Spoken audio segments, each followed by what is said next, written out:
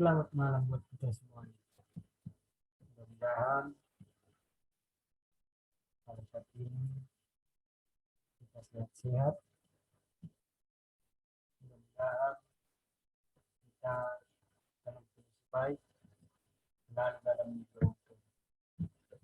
Baiklah, malam ini kita akan mendengarkan firman Tuhan yang berjudul Karena Apa Ku Mengikuti Yesus.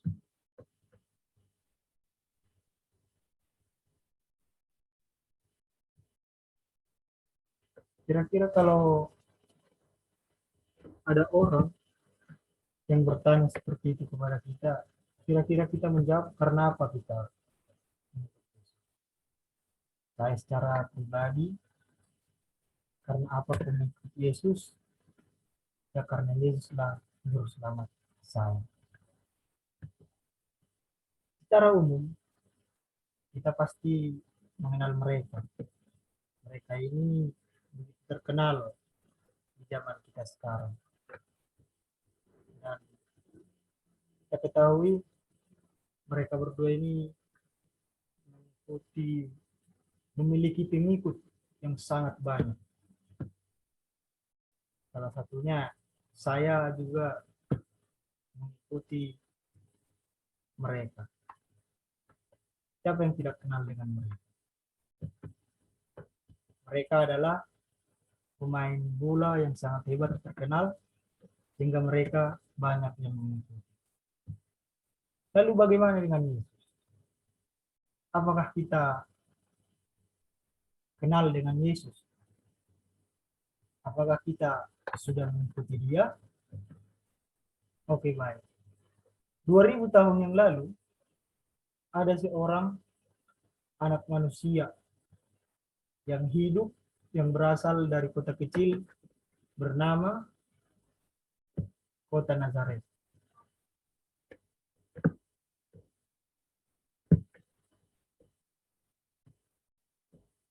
Yesus sudah mengelilingi banyak daerah dan banyak orang yang menjadi pengikut Yesus. Dan Yesus dihakimi para petinggi-petinggi Romawi dengan cara menyalibkan Dia. Dan berikut yaitu pengikut Yesus juga melakukan pekabaran atas nama Yesus Kristus itu sendiri. Ada hal banyak lagi mengenai Yesus dari beberapa yang di atas tadi. Kita akan mempelajari. Yang pertama, kesetiaan Yesus. Kesetiaan Yesus, ketaatan Yesus. Pada saat Yesus di Taman Getsemani, dia bergumul begitu luar biasa. Matius 26 ayat 42 mengatakan, lalu ia pergi untuk kedua kalinya dan berdoa, katanya, ya Bapakku, jikalau cawan ini tidak mungkin lalu, kecuali apabila aku meminumnya, jadilah kehendakmu.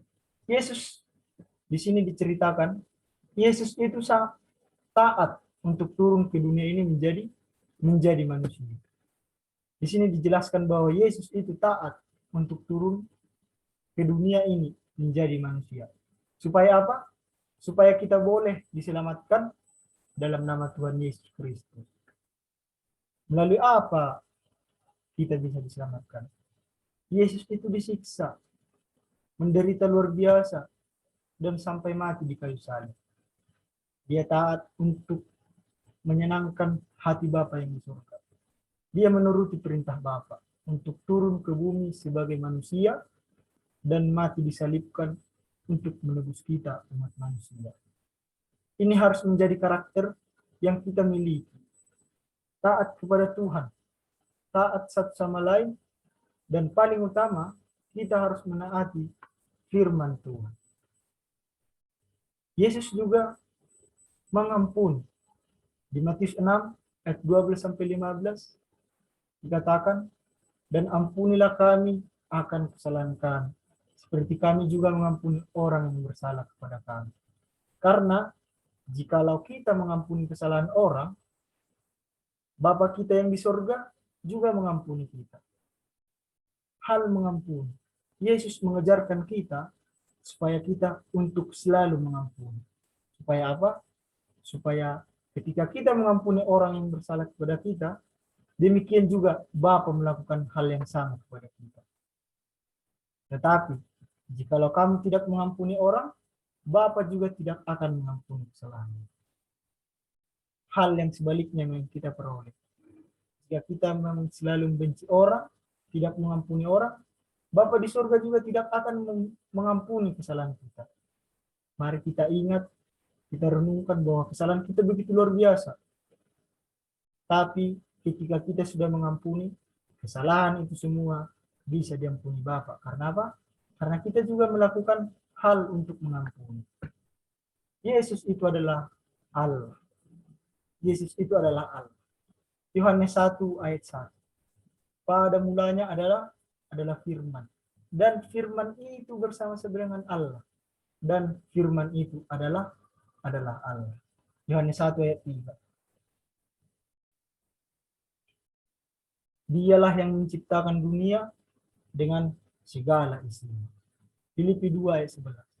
Bapa menyatakan kepada seluruh dunia bahwa ia adalah Allah. Yesus adalah anak Allah. Yohanes 17 ayat 5 katakan, anak Allah yang kekal telah ada di dalam surga. Yesus itu adalah anak Allah. Matius 1 ayat 20 sampai 25. Melalui kuasa Roh Kudus, dia dilahirkan sebagai manusia yang kemudian diberi nama. Kita ketahui melalui kuasa Roh Kuduslah Yesus dapat dilahirkan sebagai manusia. Tapi jangan lupa, Yesus juga adalah Allah yang akan menyelamatkan kita. Ini adalah permulaan di dunia ini yang kita lihat, yang akan memulai kekabaran Yesus untuk menyelamatkan kita. Dan melalui kelahiran sebagai manusia, dia diberikan nama sebagai Yesus. Kolose 2 ayat 9. Untuk menunjukkan bahwa Yesus bukan hanya manusia melainkan Allah. Di sini sangat jelas dikatakan. Menunjukkan bahwa Yesus itu bukan hanya sebagai manusia, tetapi menunjukkan juga bahwa dia adalah Allah. Oke, baik. Selanjutnya, Yesus itu adalah juru selamat dunia. Juru selamat dunia. Kita adalah manusia yang berdosa dan hukuman dosa adalah maut. Namun dalam kasih-Nya ingin agar kita semua tidak binasa. Yesus itu sangat mencintai kita, sangat mengasihi kita. Walaupun kita umat-umat berdosa sering melukai hati Yesus, tetapi Yesus itu ingin kita semua tidak binasa. Yesus begitu besar kasih-Nya kepada kita. Yohanes 1 ayat 41. Karena itu ia mengutus Mesias yang dijanjikan untuk menyelamatkan dunia. Untuk menyelamatkan dunia. Yesuslah yang sudah dijanjikan oleh Tuhan kepada kita seluruh umat manusia untuk menyelamatkan kita orang-orang yang berdosa. Yesus adalah bukti kasih Tuhan yang begitu besar kepada kita untuk menyelamatkan saya dan saudara daripada begitu ngerinya akibat dosa ini. Berikut Yohanes 3 ayat 16. Mengutus anaknya supaya manusia tidak binasa dan apa dikatakan? Beroleh hidup yang kekal. Luar biasa kasih Yesus kepada kita. Dia tidak mau kita binasa. Bukan hanya itu. Yesus ingin kita beroleh hidup yang kekal. Itulah Yesus. Yesus itu juru selamat untuk dunia ini.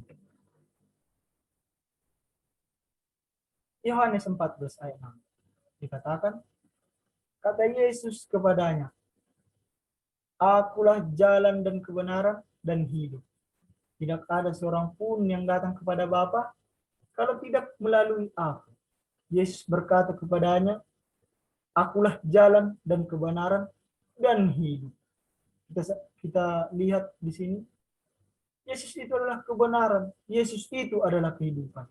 Jadi, sungguh luar biasa sebenarnya. Siapa Yesus itu? Siapa Yesus itu? Luar biasa, begitu luar biasa Yesus itu sebenarnya. Yang berikut, siapa Yesus itu? Yesus itu mampu melakukan mujizat-mujizat. Di sepanjang hidupnya di muka bumi ini, Yesus itu melakukan banyak mujizat-mujizat. Dia menyembuhkan orang yang sakit, dia mengendalikan cuaca. Di Markus 4 ayat 9 itu dia mengendalikan cuaca. Matius 14 ayat 13 sampai 21, mujizat yang luar biasa. Memberikan makan 5.000 orang hanya dengan 5 roti dan 2 ikan. Hanya Yesus satu-satunya yang mampu melakukan ini di dunia ini. Yesus yang dapat melakukan mujizat-mujizat luar biasa ini. Kita bayangkan 5.000 orang bisa makan hanya dengan 5 roti dan 2 ikan. Dan kalau kita telusuri ayat ini, kita pelajari lebih dalam lagi, bahkan ada sisa 12 bakul daripada makanan 5 roti 2 ikan ini untuk 5.000 orang. Bahkan ada sisa. Luar biasa mujizat ini ya.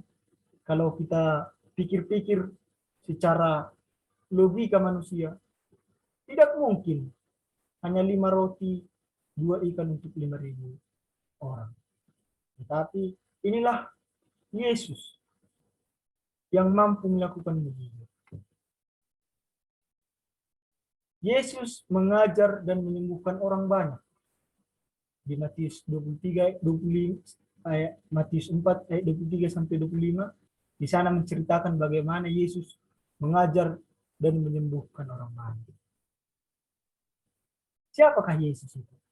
Yesus adalah pengajar yang rajin. Ia mengajarkan kerajaan surga yang penuh anugerah dan kemuliaan. Yesus punya kuasa untuk menyembuhkan. Yesus punya kuasa melakukan mujizat. Yesus dapat mengubah hidup. Yesus itu dapat mengubah hidup. Lukas 19 ayat 1 sampai 10 di sana bercerita tentang pengikut Yesus adalah orang-orang yang berpaling dari dosa. Begitu luar biasanya Yesus. Ketika kita dekat dengan Yesus, kita mengikuti Yesus, orang-orang berdosa mengikuti Yesus, seperti Anda dan saudara, seperti Anda dan saya. Ketika kita sudah dekat dengan Yesus, apa yang kita dapat? Kita dapat menjadi lebih baik, mengubah hidup kita. Dikatakan di Lukas tadi, berpaling dari dosa. Luar biasa ya, Yesus ini. Lukas 8 ayat 2. Yesus itu mengusir 7 setan yang merasuki Maria Magdalena. Yohanes 20 ayat 6. Maria kemudian menjadi pengikut setia yang bersaksi kepada murid-murid yang lain bahwa Yesus telah bangkit dari kematian. Kita lihat banyak sekali yang dapat mengubah hidup ketika kita dekat dengan Yesus. Yesus mampu mengubah hidup kita. Zakeus. Kita tahu mungkin cerita Zakeus, pemungut cukai. Oleh karena dia mengikuti Yesus, mendengar cerita tentang Yesus, dan dia sangat penasaran untuk bertemu Yesus. Apa yang terjadi? Ada perubahan hidup yang terjadi kepada dia, yaitu mengembalikan uang orang yang telah diperas dia ketika memungut cukai. dan juga menyerahkan separuh dari hartanya kepada orang-orang miskin. Luar biasa perubahan yang terjadi kepada Zakheus ketika dia memilih untuk mengikuti Yesus. Bagaimana dengan kita pada saat ini? Apakah kita memang ketika kita sudah berkomitmen untuk mengikuti Yesus, apakah hanya untuk mengikuti? Apakah ada teladan Yesus yang kita tiru? Biarlah kita seperti Zakheus. Dia penasaran dan dia berniat untuk mengenal Yesus. Dan ketika itu dia memperoleh perubahan hidup oleh karena dia mengenal Yesus. Biarlah juga kita demikian. Ketika kita sudah mengenal Yesus, biarlah perubahan hidup yang lebih baik bisa kita peroleh. Ketika para pengikutnya penuh dengan kuasa Roh Kudus, mereka sanggup mendeklarasikan berita mengenai Yesus, melakukan mujizat-mujizat, dan dimerdekakan dari dosa. Yesus berada di surga, duduk di sebelah kanan Allah Bapa. Luar biasa Yesus ini. Ketika kita bertanya siapa Yesus? Yesus itu berada di surga. Dan apa katanya? Duduk di sebelah kanan Allah Bapa. Roma 8 ayat 32. Sesudah Yesus bangkit dari maut, dia naik ke surga, ke tempat di mana dia ada sebelum jadi manusia. Dari sana, ia sanggup mendengar doa-doa kita. Luar biasa memang Yesus yang ingin kita ikuti. Biarlah Yesus ini menjadi satu-satunya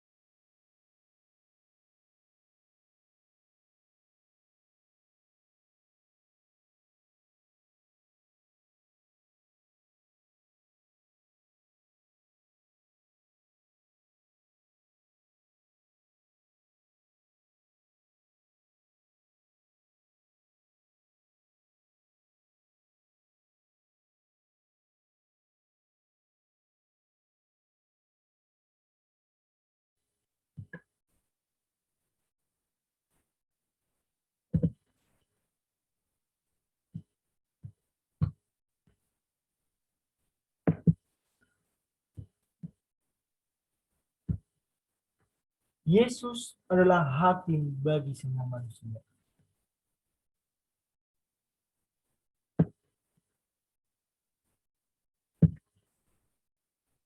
Matius 24 ayat 30.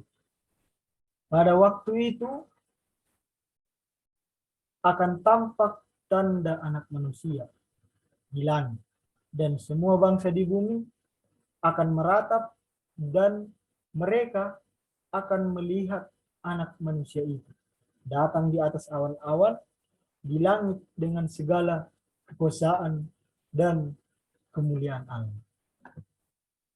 Matius 25 ayat 31 sampai 35. Ketika Yesus datang kembali, dia akan memisahkan mereka yang hidup bersamanya selama-lamanya dari mereka yang akan menerima hukuman. Yesus akan menyelamatkan kita, akan memisahkan orang-orang yang setia kepada Yesus dan orang-orang yang melanggar hukum. Yesus akan menerima siapa saja yang datang kepadanya. Yesus tidak pilih kasih. Yohanes 6 ayat 37. Yesus berkata, barang siapa datang kepadaku, ia tidak akan kubuang. Yesus itu tidak memandang ras, agama, warna kulit. Yesus tidak ada pembeda-bedaan kepada kita manusia. Yesus menerima kita semuanya.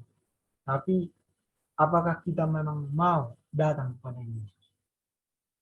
Lukas 19 ayat 10, sebab anak manusia datang untuk mencari dan menyelamatkan yang hilang. Begitu besar cinta Yesus. Yesus datang untuk menyelamatkan kita, mencari yang hilang, untuk kembali kepada jalan kebenaran. Tidak menjadi masalah apa yang pernah Anda perbuat. Yesus tetap akan menerima Anda ketika Anda datang kepadanya. Dan apa? Yesus masih ingin kita datang kepadanya. Walau sebesar apa kesalahan kita, Yesus itu akan selalu menerima kita.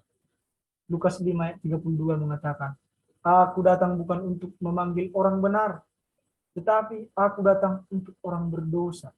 Orang berdosa, saya dan saudara. Kita adalah orang-orang berdosa.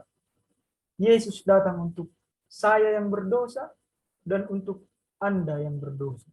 Supaya apa? Supaya saya yang berdosa ini dan saudara yang berdosa, dan supaya kita yang sama-sama berdosa melakukan pertobatan. Yesus adalah kasih. Yohanes 4 ayat 7. Saudara-saudaraku yang kekasih, marilah kita saling mengasihi, sebab kasih itu berasal daripada Allah.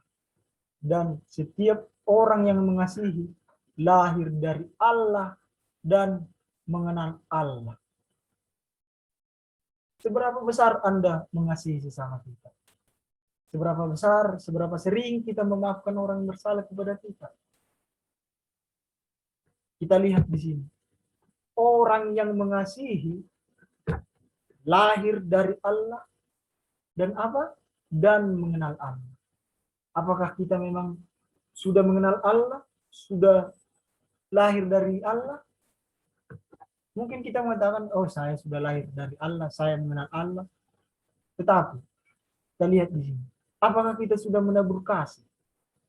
Ketika kita sudah menabur kasih, melakukan kasih, saling memaafkan, disitulah kita lahir daripada Allah, benar-benar mengenal Allah. Karena apa? Karena memang Allah itulah kasih. Kasih itu berasal daripada Allah. Filipi 2 ayat 13 dikatakan, karena Allah lah yang mengerjakan di dalam kamu baik kemauan maupun pekerjaanmu menurut kerelaanmu. Allah lah semua yang mengerjakan. Jadi mari kita yakinkan hati kita untuk mengikuti Yesus yang sangat luar biasa di dalam kehidupan ini. Jangan ragu untuk mengikuti Yesus. Karena Yesuslah sumber segala-galanya di dalam kehidupan kita. Karena apa? Karena Yesus adalah sumber segala-galanya di dalam kehidupan kita. Ketika kita banyak masalah, banyak tuntutan di dalam kehidupan ini, banyak godaan, datanglah kepada Yesus.